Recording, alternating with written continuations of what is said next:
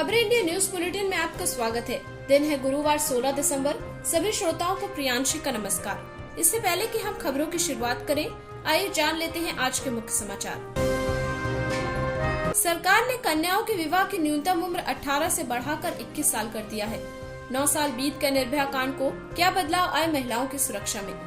बॉलीवुड के love birds Ranbir Kapoor और आलिया भट्ट की कब होगी शादी। दिल्ली में ओमिक्रॉन वेरिएंट के केस 10 के पार पहुंचे। क्या है शीना बोरा हत्याकांड का पूरा सच। वैष्णो देवी धाम में हेलीकॉप्टर की टिकट की अवैध बिक्री। पाकिस्तान की तरह तुर्की की भी आर्थिक स्थिति हुई पस्त। सस्ती ब्रेड के लिए लगी लोगों की लंबी कतारें। दिल्ली में एक बार फिर मानवता हुई शर्मसार। घर में मिली नाबालिग लड़की की खून से लथपथ शव। पुलिस ने किया आरोपी को अरेस्ट। शादी की पार्टी में हुई 2 लोगों में मारपीट। एक व्यक्ति अस्पताल में भर्ती। विराट कोहली और गांगुली के बयानों में फर्क पर गावस्कर ने पूछे सवाल।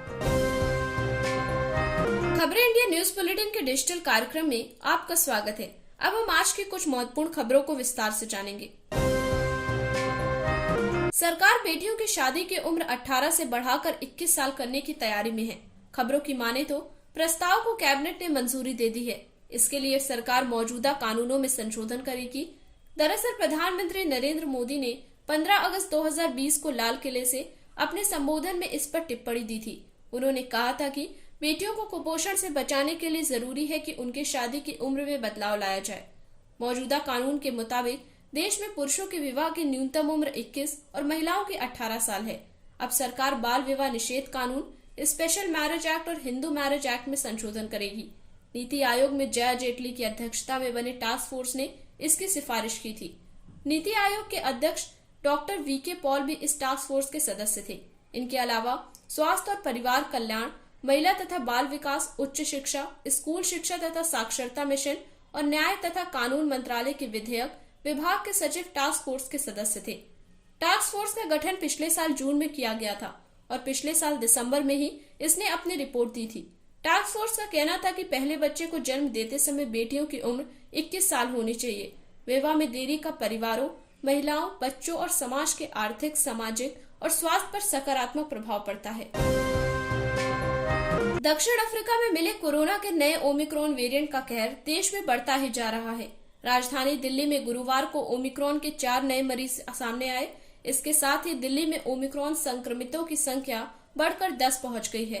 भारत में ओमिक्रॉन का पहला केस 2 दिसंबर को कर्नाटक में आया था।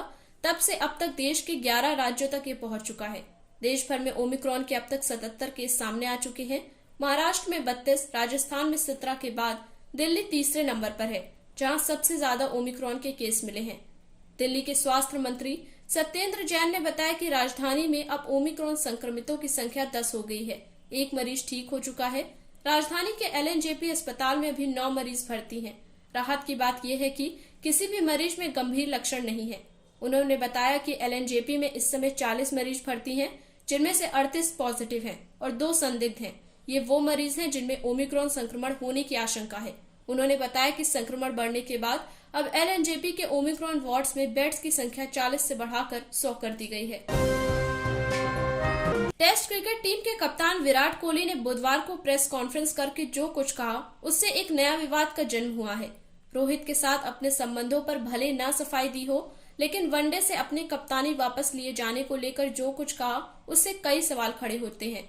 ऐसा लग रहा है कि BCCI और उनके बीच सीधा संपर्क नहीं है और दोनों के बयानों में काफी फर्क है, जिसे देखते हुए भारतीय क्रिकेट टीम के पूर्व कप्तान सुनील गावस्कर ने पूरे विवाद को लेकर मीडिया से कहा है कि गांगुली से पूछा जाना चाहिए कि दोनों के बयानों में असंगति क्यों है।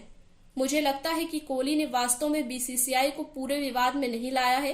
यह व्यक्तिगत मामला है और उनसे पूछा जाना चाहिए कि उन्हें कैसे लगा कि कोहली को संदेश मिल गया है। हाँ, वो BCCI प्रमुख हैं और उनसे पूछा जाना चाहिए कि दोनों के बयानों में फर्क क्यों है।